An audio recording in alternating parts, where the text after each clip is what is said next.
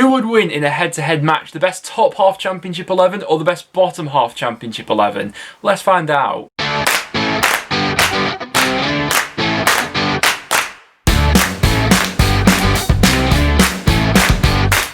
So guys, welcome back to another video on the channel. And you may think the answer to this one would be quite self-explanatory. Surely there'd be more talent in the top half of the championship, but it's been such a topsy-turvy season so far that this one makes for quite interesting reading. So what I've gone ahead and done is compiled what I believe to be the best starting 11 that you can possibly make up of teams that are currently sat in both the top and bottom half of the championship. I'll be showing you guys that team, and at the end of today's video, we're going to be putting them head-to-head in a game of FIFA, which we're going to simulate. However, the one caveat to this is that I could only pick one player per club into the starting 11, so obviously that makes up 11 different players. Each team then has one substitute on the bench. So if we look at the current championship table to the side of me, this is how I've come up and compiled each of the teams. So from Blackburn upwards, that's the top half, and then downwards from that, that's the bottom half of the team. So I'd like you guys to leave in the comments down below, could you go ahead and do the same, compile what you believe to be the best top and bottom half 11. But before I go and show you guys my team, if you're not already, make sure to go ahead and subscribe to the channel. We're heading on our way towards 30,000 subscribers, so if you're not already,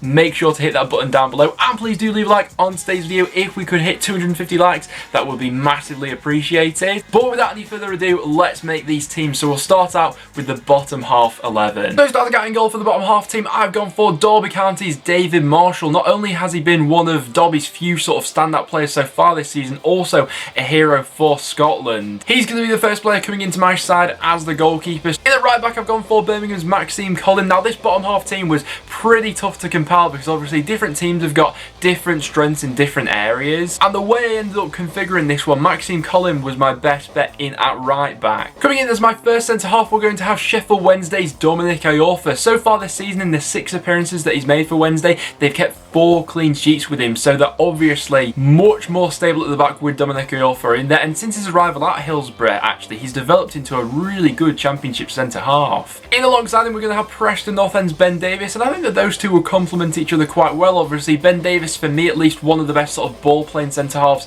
in the championship. I don't think it's going to be all too long before we do see this Premier League interest resurface with him, with just less than a year left on his contract now. But with Preston, it's a fairly similar story. Without Davies at the back, we're much weaker, and with his ability to play out from the back, that gives you quite a boost with the style of football he can play. In at left back, we're going to have Huddersfield Town's Harry Toffolo. No doubt about it, being one of the best fullbacks in the league so far this season. He's really been thriving in this new system that Huddersfield have been playing so far this season, with what it requires from their fullbacks, Pippa on the other side and especially Toffolo down that left. Bombing forward, has been involved in several goals so far this season. He makes it in at left back, and that completes what I think is a pretty solid back line. As my first holding midfielder, I've gone for Coventry's Gustavo Hamer. Really exciting player to watch in the championship so far this season. He's a bit of a live wire in there, but I'm sure all the Coventry fans will tell us in the comments down below just how good he's actually been for them so far this season. And then to come alongside him, we're going to have Rotherham United's Dan Barlaser. Now, he's not to be sniffed at this season. He was absolutely fantastic from North End's game against Rotherham before the international break. It was a brilliant deal. They picked him up on a permanent basis from Newcastle. So far this season, he's got 2 goals to his name, and in that Rotherham midfield, I think he's only going to go on and get better. In on the right hand side, I've gone for Nottingham Forest Joe Lolly. I think that once he gets up and going for this season, we all know what Lolly's about. In his last 2 full seasons in the championship, he's had 39 goal contributions, so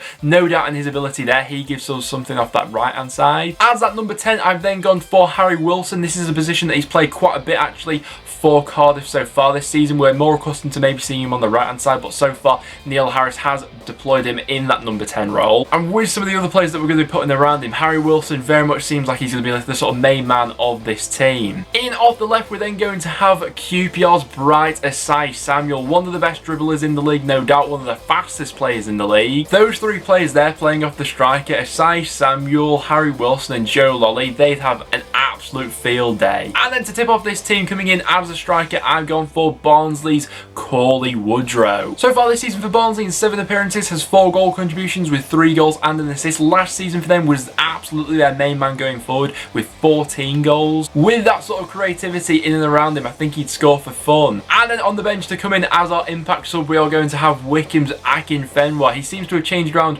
Wickham's fortunes in real life, so we'll see if he can do the same for this bottom half 11. But guys, as you can see on screen now, that's the team I've compiled for the best possible bottom half 11. It was a pretty tough one to do with only one player per club. So do leave your suggestions in the comments down below if you think you can make a better team than that. Now without any further ado though, let's hop into the top half 11. Starting out in goal, he may be injured at the moment, but Stoke City's Adam Davis, since being introduced into the first 11 at Stoke, has been absolutely terrific. They've been more than stable at the back with Davis between the sticks taking on the mantle from Jack Butland. He starts out this top half 11 quite strongly and comes in as my goalkeeper. In the right back we're going to go for Millwall's Marlon Romeo. They like to keep things very tight at the back, and both from a defensive and attacking aspect I think that Romeo is one of the best fullbacks in the league. Millwall obviously like to play that three at the back sort of system with the wing backs, which allows Romeo a bit of freedom moving forward. When Preston played them at Deepdale, I thought he was a real stand-up performer for them, and with him at right back, this back line's already shaping up quite nicely. Coming in alongside him, we are then going to have Bristol City's Thomas Callas, another top performer in the Championship when he's at the top of his game. He's now heading into his third season at Bristol City. He comes in as my first centre half. And coming to partner alongside him, we are going to have Middlesbrough's Paddy McNair, who's no doubt been one of the stand-up performers in the Championship so far this season.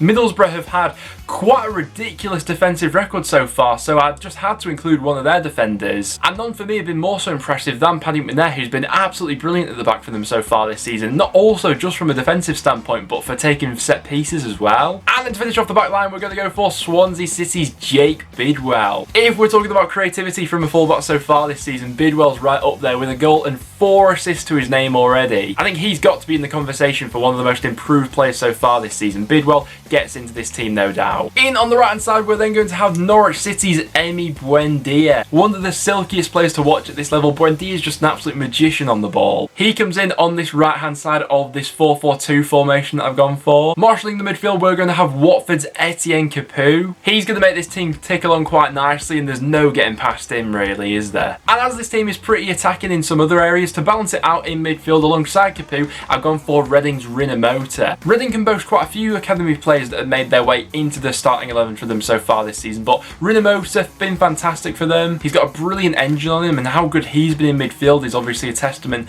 to why Reading are currently top of the Championship. In off the left, we're going to have one of my personal favourites so far this season, Arnon Danjuma of Bournemouth. If you're looking for skills and trickery and someone who can just come up with that moment of magic out of nothing, Danjuma is that man. He comes in on the left hand side, and this team's shaping up pretty nicely already. And as if there weren't enough goals in this team already, we're then going to add the Championship's top scorer so far this season in Adam Armstrong. 11 goals already for the striker. And to think with some of the creativity that he's going to be playing with in this team, you'd think he'd score goals for days. And the strike partner that he's going to play alongside isn't too bad either. We're then going to have Brentford's Ivan Toney, the second top scorer in the Championship as of recording, with 10 goals so far this season. And then to come on off the bench as our impact sub, we are going to have Luton Town's Pelly Ruddock and Panzu. One of my personal favourites from Luton since they have come up to the Championship. He links to play really well in midfield and also has a goal in his locker. But if we look at that team on screen now, that's not too bad. So that's the best possible starting 11 that I could compile,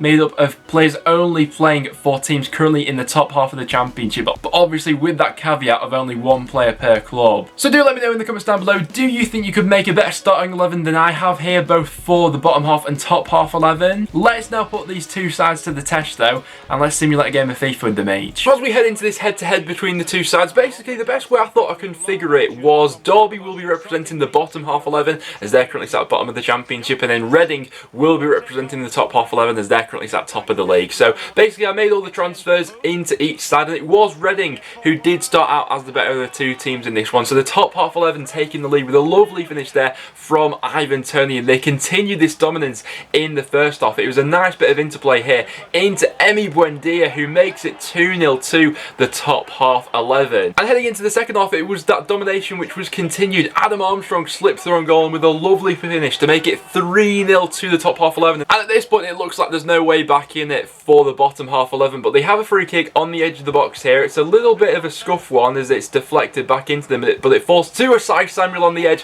who finishes it very well to make it 3-1. So a goal back for the bottom half 11 side. And in the closing stages of this game, it was the bottom half 11 who were doing the attacking, trying to get back into this game. It was quite an interesting one in the end. Lovely ball which was chipped over the top into Joe Lully, who finishes it to make it 3-2. It is a little bit weird, I must admit, seeing Joe Lully there in the Derby kit, but he makes it 3-2. Could the bottom half 11 side get back into it? They couldn't. That was all this game had to offer. 3-2 in the end, so it was a bit of a cracker, but the top half 11 did walk away with the victory. But in the end, being quite close after being 3-0 up, you have to say. So guys, there we have it. In the end, it was the top half 11 who was the stronger of the two sides. I'm sure a lot of you will have predicted that at the start of the video, but even so, a really close game in the end. So if you did go on to enjoy today's video, make sure to go ahead and leave a like. I've got a couple more ideas for what could be a good one for this series. We could do sort of like a North versus South 11, a domestic versus international 11. There's loads of stuff we could do with this sort of thing. So if you did go on to enjoy, make sure to leave a like, and please do subscribe if you are new around here. But apart from that, thanks for tuning in, guys, and I'll see you all in the next one.